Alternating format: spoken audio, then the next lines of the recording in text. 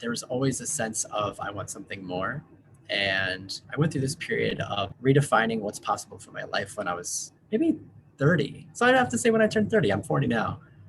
I think turning 30 really makes everybody rethink their life. And I was working as a musician and teaching on the side. And so I had, the minor entrepreneurial spirit, running my own teaching thing, but I really wanted to scale it into something bigger. And that's when I started my first YouTube channel to teach people songwriting and things like that. That got me on my journey about then, because it failed terribly. And I learned everything that I was doing wrong. I had to learn how to do it the right way. Certainly teaching. This is so great that you're saying this, because being a musician and teaching music really is sort of entrepreneurship. I think you can talk about entrepreneurship in lots of different ways, but as a musician, you have to learn how to book yourself and manage yourself and teach to fill in, or maybe you're teaching because you like it, but a lot of musicians teach because they have to, right? Make their ends meet. The reason I ask this question is because I want to know if people feel like entrepreneurship is something that a trait that you're born with, the ability to do that, or if it's something that you can learn or grow into. What's your feeling on that? I love that question, because I'm one of those people who doesn't believe in, I believe in the myth of talent and things like that. I feel like anybody to a certain degree can learn or adapt to just about anything. Now, they might have some innate natural proclivities. Like for me, I come from a musical background, and I get this question a lot with music. Are you born with it, or is it nurture, or what is it? And the thing is, sure, maybe I had the environment that created it. Maybe it was my blood. The thing is, there's a certain level where I only got this far. And then other people started shooting past me because they put in the work and they studied and they started learning. And I thought, oh crap, I better catch up. And that same thing applies to entrepreneurship. I really believe that it's never too late. I have a client who just pivoted, I think he's in his 70s, and just learned how to edit and create film, create a digital course, and he's working with me to market. That's not a thing that he's always wanted to do, and it's not a thing that he was born with. You just gain the skills you need and learn as you go. That is really cool. That's really cool. I want to know more about him. So the next question I have for you is, did the Berkeley School of Music prepare you for your current work as a digital marketing and business consultant? No. I laugh because, and not laughing at you, I'm laughing at how funny it is that the marketing world has changed so much. So I studied performance and engineering and mostly music business marketing.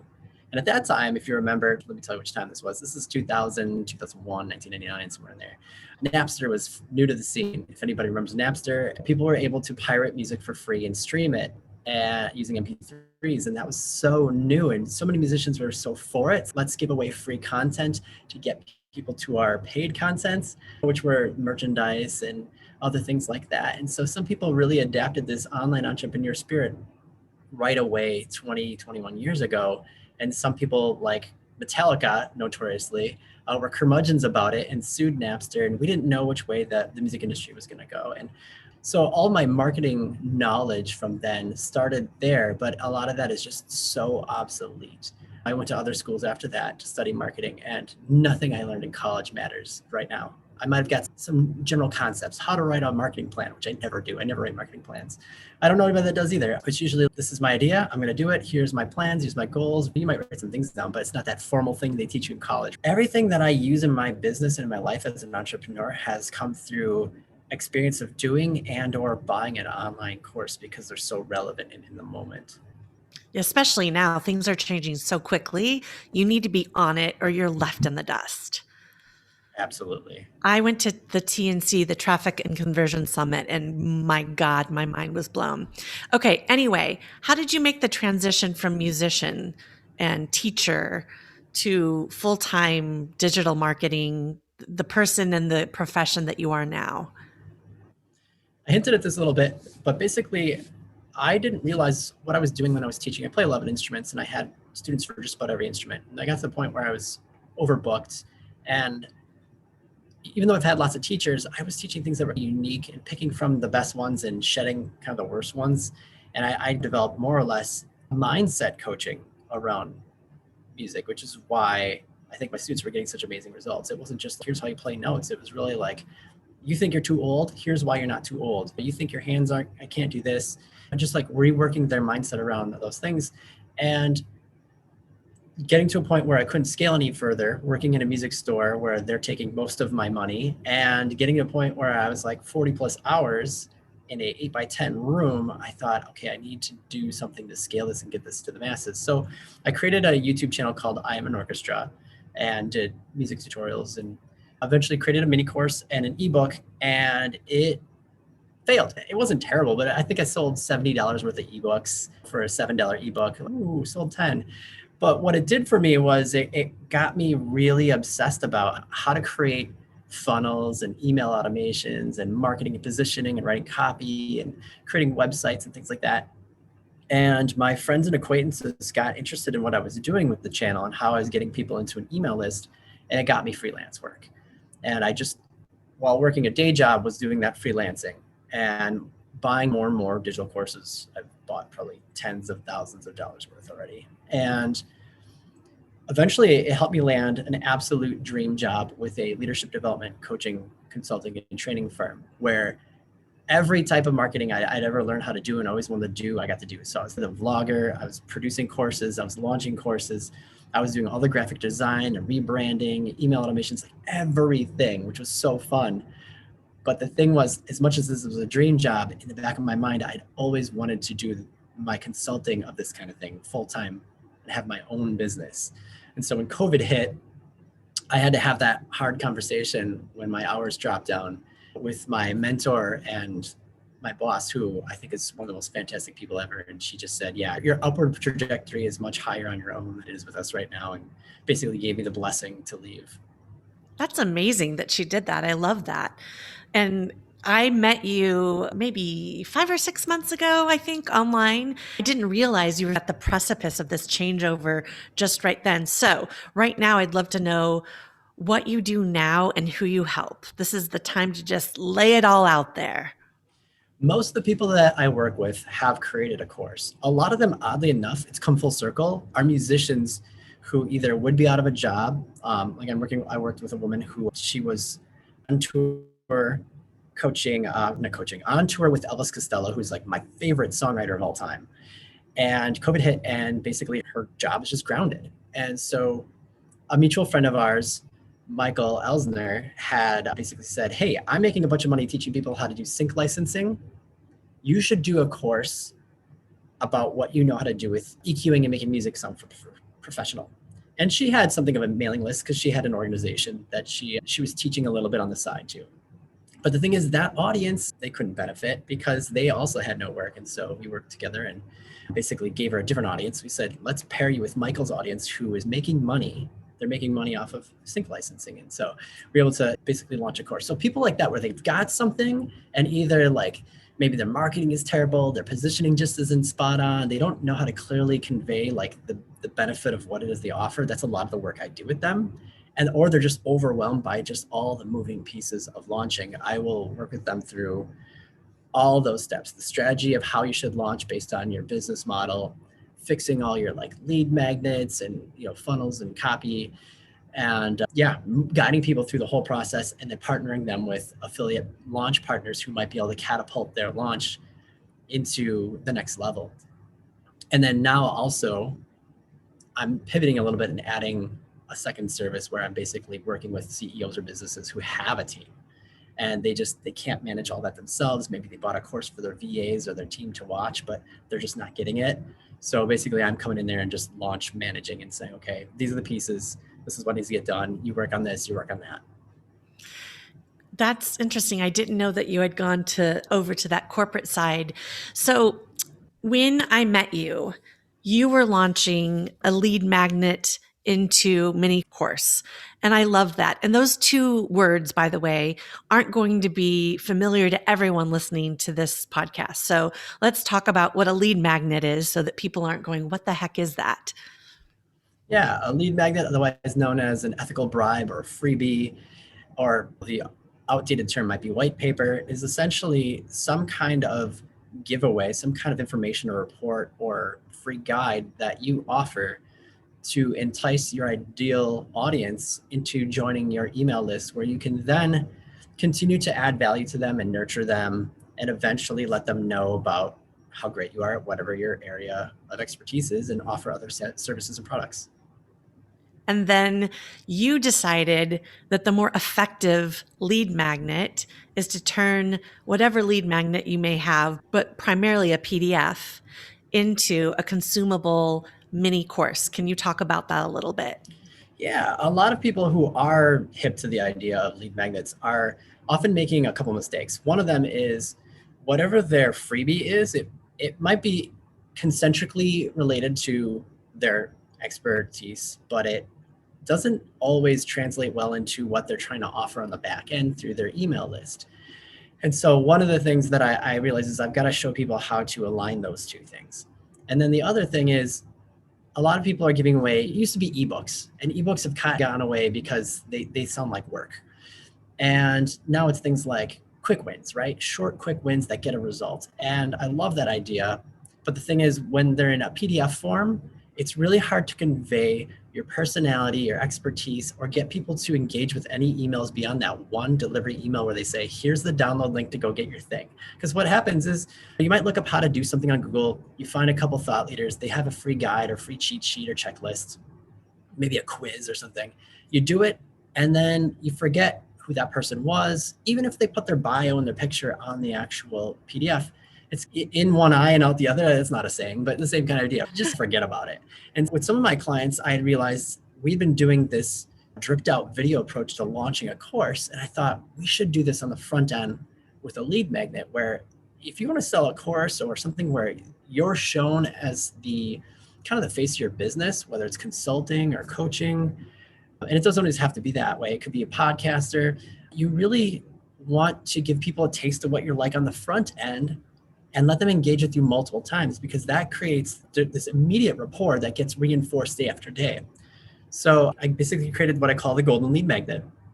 Align your topic with your service in a strategic way, and then drip it out maybe 3 times over the week. And the other thing is close the loop on a small burning pain they have, that by doing so will open a loop that only your paid product or service can handle. And one of my favorite examples of this is, if you're familiar with Stu McLaren, he has this course called Tribe. It teaches people how to build membership sites. And his free dripped out his freebie is, it teaches you this thing called the founding member script. Basically, it's a way in which you can engage your email list and say, I'm about to have a business membership.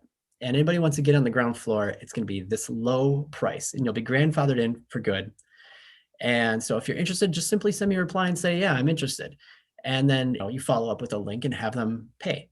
And so I tried this and I had paid subscribers for something I hadn't created yet. And it made me go, okay, great. He showed me how to solve the problem of how do I validate an idea, prove that people want this, and get paid to create it. Now my good to have problem, that was my small loop problem. My big problem was now, how the heck do I create a membership site? So I had to join his Tribe membership in order to learn all that stuff. So closing the loop with your free stuff, opening a bigger good to have problem loop for them with that your paid solution will solve. Great. I really loved coming into that world with you, and I was a beta tester and really enjoyed it. And we'll be doing that as I've changed the scope of my course. I'm going to change, of course, the lead magnet. So what have you been doing since the world stopped? What have you really been focusing on? Oh, wow. Since the world stopped. What's interesting is I've been working a lot on relationships with people and just really networking like crazy. I've been meeting so many people like you and just learning about what they're doing and how I can connect to other people. In fact, I run this digital expert network, or the Den, I call it. It's a business mastermind of people that I wanted to get together that were all doing incredible things in the digital marketing world. And since doing that, it's a small group and they're all like really close friends now. Now I'm thinking, okay, how can I continue doing this, not just with this one group, with more and more people, and teaching other people how to really use those relationships, not use them like necessarily, yes, there will be an advantage, but for each other's growth, that whole rising tide raises all ships sort of mentality. And so that's been a really big focus of mine. And I actually track it on a spreadsheet, which is nerdy, but I like to. Wait, am I on your spreadsheet? You are. You are now. You weren't Don't answer initially. that. No, I'm kidding you. I wanted to be methodical. And the other thing was I was really realizing I was meeting so many people that I was forgetting some people. Like I have a podcast I'm on this Friday, and literally had to go to my list and go, who? Oh, I had to check my notes because there's just so much interaction and activity right now. And I'm meeting so many people this way. Are you on Clubhouse often? I am not on Clubhouse a lot solely because I got stuff to do. I will be there Friday, running actually that digital expert network. We're going to move it from Zoom to Clubhouse and just do a conjoined room where anybody can listen to us talk about digital marketing and things. Cool. I love Clubhouse. I'm not on it for 10 to 12 hours like a lot of people I know, but I've gotten a lot out of it. But yes, it can be distracting. Yeah. So, one of the questions that just came up in my mind, I didn't have it down to ask you, but you did a very bold thing in a recent email. Do you know what I'm talking about? I like to do things like that all the time. So you're going to have to check my I mean, memory. I looked at that email and I was like, "Oh my God." Like, Oh, geez, that was pretty intense. I liked the content, but you just straight out called out a very well-known digital marketer and ripped her page to shreds. Her I struggle website. with this one because she's an idol for a lot of my email lists. And I know this because my clients have asked me to help them plan their websites and get it to look like this individual. And I even in a LinkedIn article promoting it almost tagged her, and then I took it off. I was like, this isn't the right way to go about this. And it's somebody that I really think is great and have actually shared some of her content. And she's been nice enough, or her admin has been nice enough to reply with a nice thank you and things like that. But I don't yeah, think they probably replied with a nice thank you for this one. I definitely don't think that she saw it. Oh, I would be surprised if it doesn't make her way to her. Anyway, I just wanted to say that like that bold move that really was very valid about what you were saying was pretty remarkable. And I don't think you were putting her in a bad light. This is a bad person, but yeah, you got some chutzpah there. So we're going to switch gears to your industry. And I ask this of almost everyone I interview is that do you know what your industry benchmark for profit is? Oh, that is a great question. We, as course creators, throw around, like you hear a lot of 5-figure launch, 6-figure launch, that sort of thing. Which is great, but that That's doesn't not say really a anything about. benchmark. So And the there, benchmark I'm looking for, like I thought in the restaurant industry that 10% net income was the general sweet spot. And I'm thinking, God, that's so low. But then I interviewed Josh Copel and he's like, yeah, no, it's like between 4 and 6%. And I'm thinking, why would anyone do it? Of course, it's a passion thing. And we want restaurant tours to keep opening restaurants. But in the digital marketing education world, what is that net profit that people are vying for? that's actually something that I've never heard anybody talk about. And what you hear when you're learning about creating a course is, oh, there's just so little overhead, right? You basically just take your information, you film and record it. You don't have to hire a bunch of people. But the reality of it is there's a lot to it. You've got to learn or hire out for the pieces that you don't want to do, whether that's editing or that's the production of it. You have to have services like my favorite Kajabi, which is not the cheapest service in the world. And then there's consultants and coaches to help you through it. That said, if you get your pieces right and you really know your market, you can be very profitable. But I think there's a wide range of what people invest into this and what their overhead actually is versus Right. what kind of profit margins they're seeing. Right. And where they find their talent and how are they full time? Are they contract? Are they overseas? The one thing that comes to mind is Amy Porterfield just did a $9 million launch. Over 4,200 students. I was one of them at $2,000 a person, but she has a team of, I think, 18 or 20. I don't know if they're all full time. When before COVID, I had 12 people on my payroll, and that was $1 million payroll. I'm also in San Francisco. Yeah, the pay for employees back before COVID was astronomical. But I wonder about that. So I guess now the next question, since you don't know, and not everyone does know even Inc. 5000 members that I've interviewed don't know their industry benchmark. So what profit margin, or actually net income, bottom line, percentage of revenue would make you swoon? Wow, that's a great question. I feel like I don't have enough knowledge of other industries' benchmarks to know what would be outlandish for that answer. You can look at where you're at currently and feel like, are you satisfied there? Are you like, oh my God, I can't believe it so much? Or, oh, this could use some work. And if so, where do you want to go? And I guess how you would get there is another question. Yeah. Wow. You're putting me on the spot with a question that I should have thought about, but never have. It's good. You know why? Because It's a anyone conversation that needs to listening happen. will be thinking about this. Oh, I don't know my industry benchmark, and I'm not really paying attention to net profit percentage to revenue. I think when you get into the place where you have a bigger team, you have infrastructure, you have overhead, these things really start to matter. Okay, so we'll move on. What is the number one strategy you'll focus on this year to scale and grow your business? So it's funny because it's number one, but they're both number one. It's twofold. There's two components to it. Number one, for me personally, and it regards my business, is my mindset. Because there's like definitely I have an avoidance behavior that it looks great to a lot of people. They're like, wow, you just put in a new patio door set where that wall was, and oh, new floors in your bathroom. Yes, those were launches that I was supposed to be working on. I did launch, but I also have a new floor and a new 3-season room painted. And yeah, it's ridiculous. And so I'm starting to recognize these patterns of avoidance I have. They're healthy and they're getting, things done around my home. My home's looking great. And luckily I'm not sabotaging myself, but there are definitely some head trash pieces that I'm working with.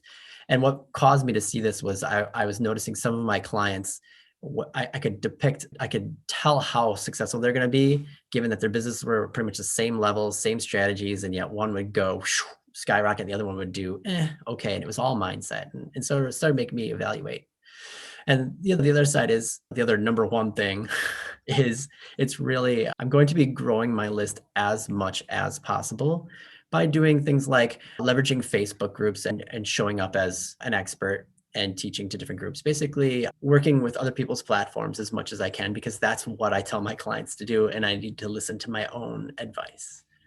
Great. Yes, exactly. There's only so much time though in the day, and you have 3 kids.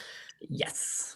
And Beautiful, wonderful kids, and you're single parenting like a crazy person during this yeah, COVID pandemic. they're playing in the snow right now. They're being very good right now. Oh, that's great. So, have you considered at this point of your new career, really, because this is what it is. It's new, right? It's a new entity, solo by yourself. I'm assuming you don't have employees, full-time employees. Is that correct? Right. Working with a VA, but that's it. I should ask you what your scaling and growing plan is, but of course, I'm going to ask you something that you probably just based on where you're at haven't really considered, but maybe have you thought about your exit plan? Whether it be 10, 20 years or 5 years, build to sell, has that crossed your mind? 100%. I mentioned Michael Elsner, who has this sync licensing program. He's a few years older than me and a really good friend of mine, and he's already got his Kajabi Millionaire pin for his course. He's already on that exit strategy right now, so I've been watching his whole process. In fact, tonight I'm going to be moderating for his final live launch tonight. He's somebody who worked in the music industry, was touring with his heroes, Mr. Big, and then moved to doing like film scoring. So he's like always had these ways of like exiting different things. He did like the film score for the Mandalorian season 2 trailer. He's done things for like The Voice, the Travel Channel, all kinds of things. So he's had these successes. I've been watching him, and then he'll leave them and go do the next thing, and leave them and go do the next thing. And so I've been thinking about, as I've been watching him leave behind this sync licensing program and throwing it on autopilot, what that's going to look like for me, and also what the next venture will be. And I want to get back to music. I actually want to do some sync licensing of my songs. And also, my girlfriend and I have been talking a bit about getting into like kind of boutique vacation rental sort of thing. We both have a thing for design, and it's what I've been doing to this house this whole time. And so I want to take all that and pour it into another business venture. I have a tip for you. In my DCA class, I met this really cool gal. Her name is Cooper Gillespie. Best name ever. Writing And that she down. has this amazing Airbnb sort of compound in Joshua Tree. So I will make that introduction, but I also wanted to say her name out loud on the podcast for people to be able to find her. Oh, please do. That sounds awesome. I wrote her name down too.